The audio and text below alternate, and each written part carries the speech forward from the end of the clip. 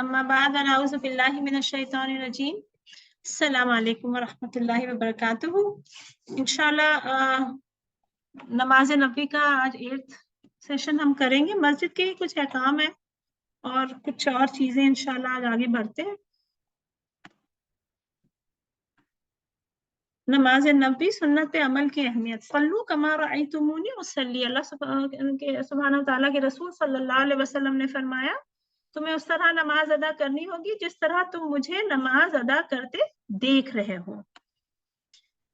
اب مسجد میں داخل ہونے اور نکلنے کی دعا۔ جب انسان مسجد میں داخل ہو تو دعا کے ساتھ داخل ہو، سیدھے پاؤں سے داخل ہو، اور اللہ کے رسول صلی اللہ علیہ وسلم نے فرمایا جب تم مسجد میں داخل ہو تو یہ پڑھو، اللہم افتح لی ابواب رحمتک، اے اللہ میرے لیے اپنی رحمت کے دروازے کھول دے۔ اور جب تم مسجد سے نکلو تو یہ پڑھو، اللہم انی اسألک من فضلک، یا اللہ بے شک میں تجھ سے تیرا فضل مانگتا ہوں۔ اور انسان جب مسجد سے نکلے تو لیفٹ فٹ سے باہر نکلے، دائیں پاؤں سے۔ اور اس کے علاوہ بھی کچھ اور دعائیں ہیں، تھوڑا اس سے لمبی ہے، جو مسجد میں داخل ہونے کی ہیں انشاءاللہ یا نکلنے کی۔ مسجد میں نمازیوں کے لیے خوشخبری ہے۔ رسول اللہ صلی اللہ علیہ وسلم نے فرمایا اگر نمازی مسجد میں داخل ہوتے وقت یہ دعا پڑھ لے تو شیطان کہتا ہے کہ اس نے باقی دن مجھ سے محفوظ کر لیا۔ اعوذ باللہ العظیم وبوجہہ الکریم وسلطانہ القدیم من الشیطان الرجیم، میں شیطان مردود سے عظمت والے اللہ، اس کی عزت والے چہرے اور اس کی قدیم بادشاہت کی پناہ چاہتا ہوں۔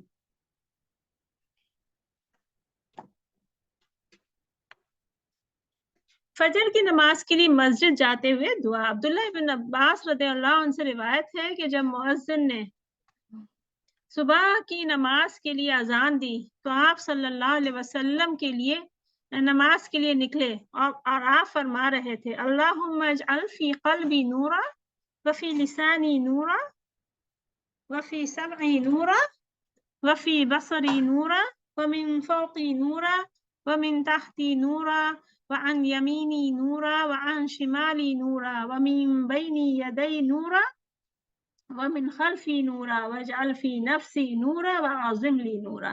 اے اللہ میرا دل، میری زبان، میری سماعت اور میری بصارت ایمان کے نور سے منور فرما، میرے اوپر، میرے نیچے، میرے دائیں اور بائیں، میرے سامنے اور پیچھے ہر طرف نور پھیلا دے، اور میری روح کو نور سے بھر دے، اور میری ہدایت کے نور کو بڑھا دے۔ یعنی ہر چیز ہدایت پہ چلے گی۔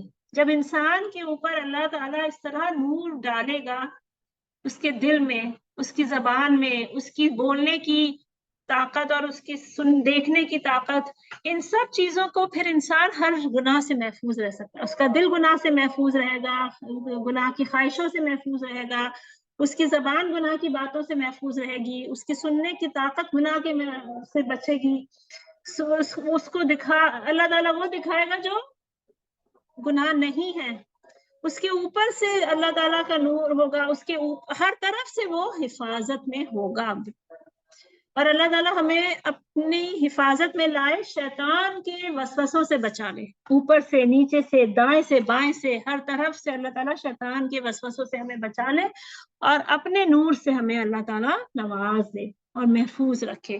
اور یہ اتنا ضروری ہے کہ شیطان سے بچنا اصل چیز ہے۔ آج کے دور میں دشمن سے زیادہ جو سامنے کھڑا ہے، اس سے زیادہ نقصان دہ شیطان کا وار ہے، بہت زبردست۔ کب دل میں آتا ہے، کب اتر جاتا ہے، انسان کو پتہ نہیں چلتا اگر اللہ حفاظت نہ کرے۔ اللہ کی جو شیلڈ ہے، وہ جو ہدایت ہے، جو تقوی کی شیلڈ ہے، اس سے اگر ہم اپنے آپ کو کور کر لیں تو پھر اللہ تعالیٰ ہمیں شیطان سے بچا دیتا ہے۔ نماز میں خشوع اور خضوع کا ہونا، یعنی توجہ کے ساتھ نماز پڑھنا اور پوری طرح نماز کو صحیح طرح سے ادا کرنا اور اللہ کی خاطر بس پڑھنا۔ سورہ مومنون میں اللہ سبحانہ تعالیٰ فرماتے ہیں قد افلح المؤمنون الذین هم فی صلاتهم خاشعون، بے شک مومن کامیاب ہو گئے جو اپنی نماز خشوع اور خضوع کے ساتھ ادا کرتے ہیں۔ اللہ کہ خوف، یہ کہ اللہ ہمیں دیکھ رہا ہے، یہ کہ اللہ کا چہرہ ہمارے سامنے ہے، اور یہ کہ نماز ہی ہمیں آخرت میں بچائے گی، اور سب سے پہلے اسی کا ہی حساب ہوگا۔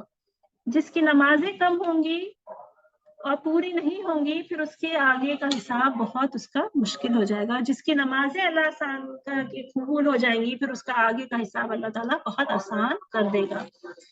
اور یہ کامیاب لوگ ہیں۔ کامیابی کی جو میجر ہے اسلام میں، وہ انسان کی نماز کی کوالٹی سے پتہ چل جاتا ہے انسان کو خود، کہ میں آخرت میں کتنا کامیاب ہونے والا ہوں۔ یہ مجھے اس بات سے پتہ چلتا ہے کہ میں کس وقت نماز پڑھتی ہوں، کتنی جلدی نماز میں کرتی ہوں، کس طرح سے وضو کرتی ہوں، اور جب کھڑی ہوتی ہوں تو میری توجہ کس جگہ پہ ہوتی ہے، اور میری نماز کے ارکان پورے ہیں کہ نہیں ہے، میرا رکوع پورا ہے کہ نہیں، میری سجود پورے ہیں کہ نہیں۔ یہ میرا اپنا معیار ہوتا ہے چیک کرنے کا کہ میرا ایمان کا لیول اور میری قبولیت کے جو اللہ نے معیار دیے ہیں آخرت میں عمل کے، وہ کیا ہوں گے۔ اللہ تعالیٰ ہمیں بہترین نماز ادا کرنے کی توفیق دے، اور ہماری نمازوں کی جو کمیاں اللہ اسے معاف کرے اور قبول فرمائے ہماری نمازوں کو۔ پھر نماز میں احسان کا ہونا۔ عمر بن خطاب رضی اللہ عنہ سے روایت ہے کہ رسول اللہ صلی اللہ علیہ وسلم نے فرمایا، احسان یہ ہے کہ تو اللہ کی عبادت اس طرح دل لگا کر کرے جیسے تو اس کو دیکھ رہا ہے، اور اگر یہ نہ ہو سکے تو یہ خیال کرے کہ اللہ تعالیٰ تجھے دیکھ رہا ہے۔ اللہ تعالیٰ کی ہیبت اور تعظیم پیدا ہوتی ہے احسان سے۔ نماز ادب اور تہذیب کے ساتھ پڑھنا اور سکون اور اطمینان کے ساتھ ادا کرنا چاہیے۔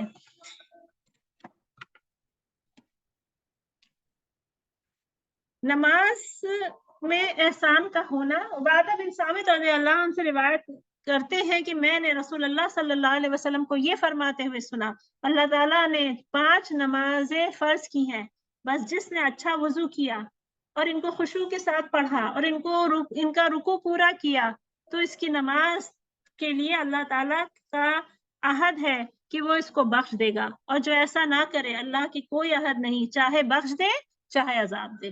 اللہ تعالیٰ ہمیں اپنے عذاب سے بچا لے، آمین۔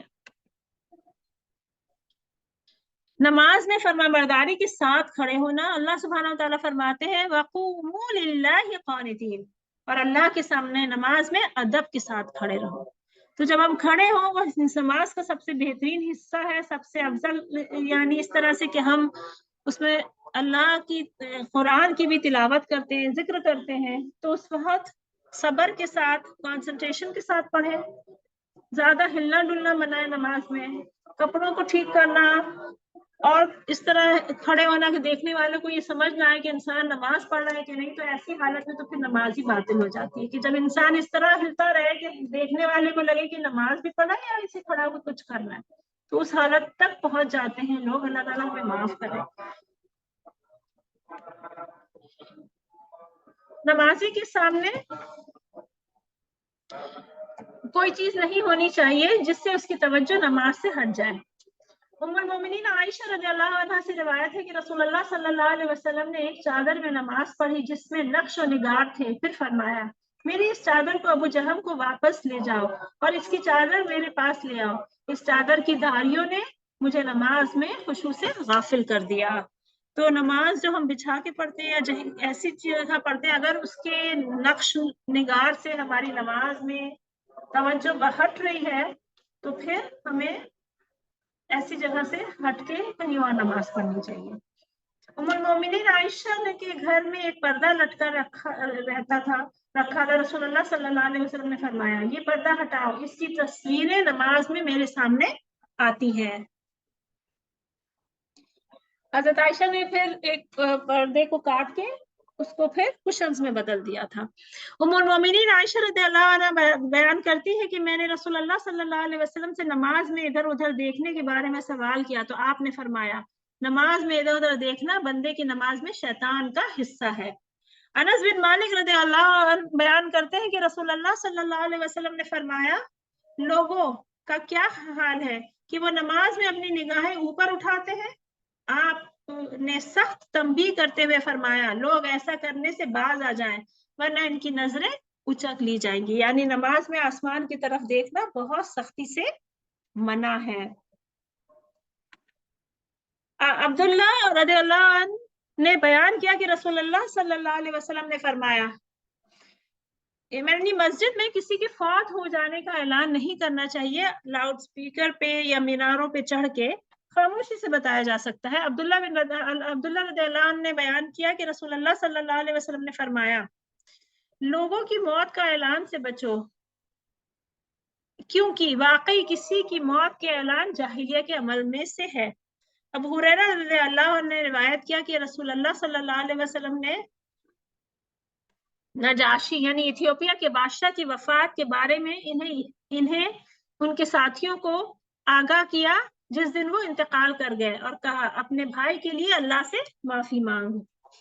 مسجد میں مینار سے اعلان کرنا اور مرنے والے کی تعریف کرنا منع ہے، لیکن خاموشی سے بتایا جا سکتا ہے یا نوٹس چپکایا جا سکتا ہے۔ مرنے والے کی تعریف مطلب بیان کرنا آوازوں سے، لاؤڈ سپیکر سے۔ بعض جگہوں پہ علاقوں میں ایسا ہے کہ وہ اس کی لاؤڈ سپیکر پہ پہلے اعلان کرتے ہیں موت کا، پھر بیان کرتے ہوئے جاتے ہیں کہ یہ ایسا تھا وہ ویسا تھا۔ قصیدے پڑھنا، کسی کے انتقال پہ کھڑے ہو کے اس کے بارے میں قصیدے نہیں پڑھنے چاہیے۔ ہاں اس کی تعریفیں ہم کر سکتے ہیں، کیونکہ اس کی تعریف کرنا آپس میں خاموشی سے کہ اچھا شخص تھا، اس کی کیا خوبیاں تھیں، یہ سب خاموشی سے ایک دوسرے سے 1 to 1 ایسے بیٹھ کے بات کی جا سکتی ہے، لیکن اعلان کے طور پہ نہیں کیا جا سکتا۔ اللہ تعالیٰ ہمیں سنت پہ عمل کی توفیق دے۔